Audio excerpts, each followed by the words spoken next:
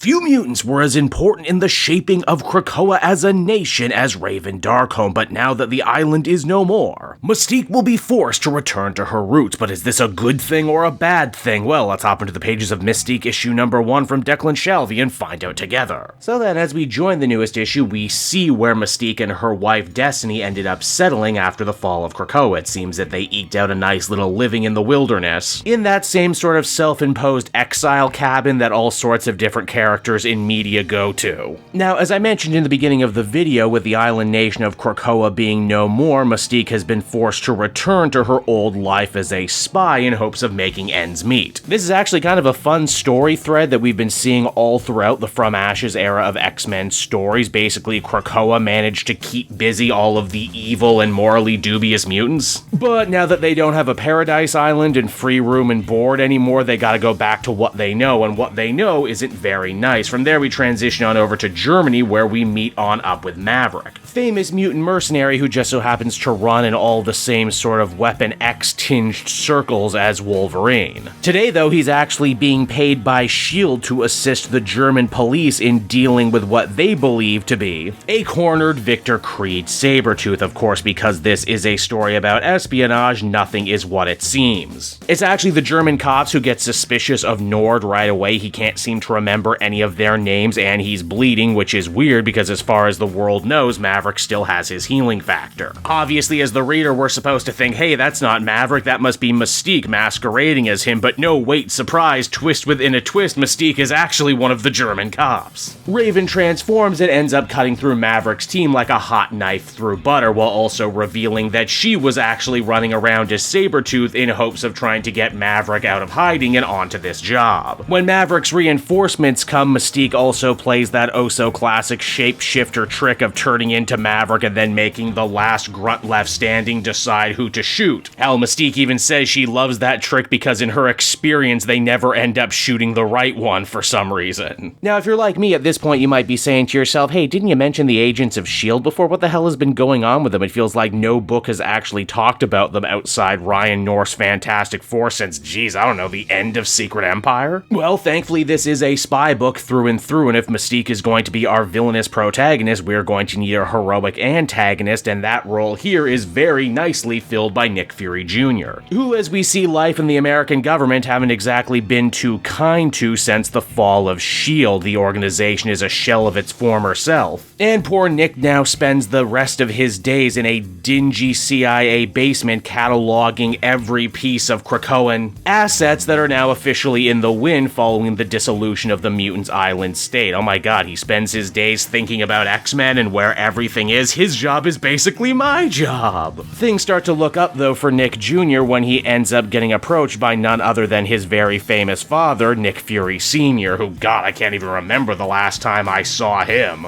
Now, Nick Sr. has been out of the spy game for a little bit now, what with becoming a whole cosmic eye entity on the moon. Yeah, that was weird. But when you're Nick Fury, the spy game never really leaves you, and because of that, Nick Sr. has come to his son today with a lead that he thinks might very well help get him and S.H.I.E.L.D. back on track. It's a flash drive that just so happens to be filled with everything that Mystique has been doing ever since she got back into the gritty underbelly of espionage. And I mean, it makes a lot of sense. Mystique was one of the most important mutants during the Krakoan age, and she's worked for basically every government and every spy agency under the sun, including S.H.I.E.L.D. itself. So if she's back and making moves and after something on her own, it could very well end up being very bad for everyone. But what exactly is she after? Well, we learn a little bit more about it when we check back on in with Mystique and Maverick. Nord passed out from blood loss, but when he comes to, Mystique has decided to take the form of his departed brother Andreas. It seems that she is looking for something called Protozoa, a dark secret of the spy community known only by the top and most elite operators. Maverick is tight-lipped, though, in this attempt to try and get him to talk by taking the form of his dead brother, who, FYI, eye he killed doesn't exactly move him. So instead, Mystique decides just to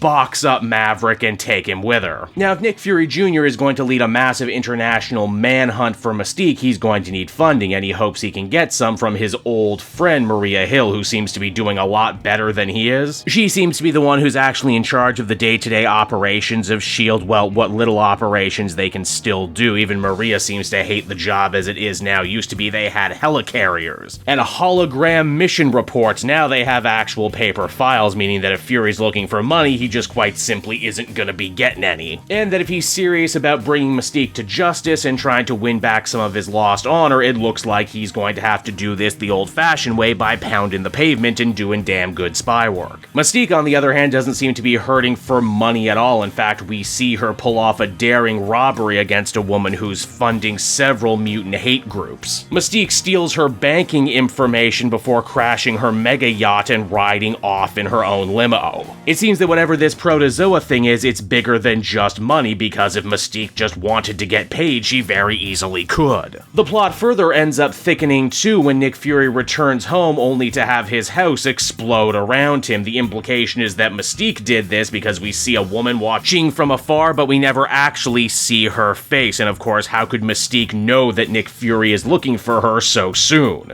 That is, of course, unless there is already a leak within the S.H.I.E.L.D. organization, and again, this is a classic story about espionage, so would you really be surprised? What this ends up doing, though, is further emboldening Nick Fury Jr. to go after Mystique, which he does. In fact, him and a whole strike team manage to find where her and Destiny have been living. The S.H.I.E.L.D. agents raid the house and see a red-headed woman reaching for what they think is a weapon. They end up opening fire, only realizing way too late that that was actually Destiny who they killed. And before you say to yourself, wait, isn't Destiny's whole gimmick that she can see the future? Shouldn't she have known this was coming? Yeah, well, she did. In fact, she's basically been writing the internal monologue that we've been reading this whole time. She seemingly knew her death was coming and accepted it as the comic comes to a close. And so that was Mystique issue number 1, everybody, and I gotta say, I'm really happy I actually found time to read and cover this issue for the channel, because man, this is just so up my alley. A down and dirty, gritty spy story, full of intrigue, backstabbing, and skullduggery. It's also one of those very rare stories here in the brand new From Ashes era where we have an X-Men book featuring a full-on villainous protagonist. Which, honestly, Mystique was basically born and bred to tell stories just like this one, and it also means we actually get to spend more time with Nick Fury and S.H.I.E.L.D. and see what became of them. And honestly, it feels really good to see them back and doing their thing again. S.H.I.E.L.D. has been one of those so cool, so quintessentially Marvel things that has mostly been collecting dust in the wider universe. Shalvey's also really damn good with this material too, and makes it all sing and feel super authentic. The action is suitably brutal and bloody as it should be for this kind of affair. And the art is, well, the art is just kind of okay. Again, some shots are better than other. Mystique always looks good. There's some great stuff with Nick Fury coming out of the fire, some underwater stuff. But the rest, unfortunately, just feels kind of inconsistent, which is a shame because this is so close to being so perfect, but this is definitely one of my favorite comic flavors. And I definitely plan to come on back and check out issue number 2. Overall, though, I would give this one a 7.5 out of 10.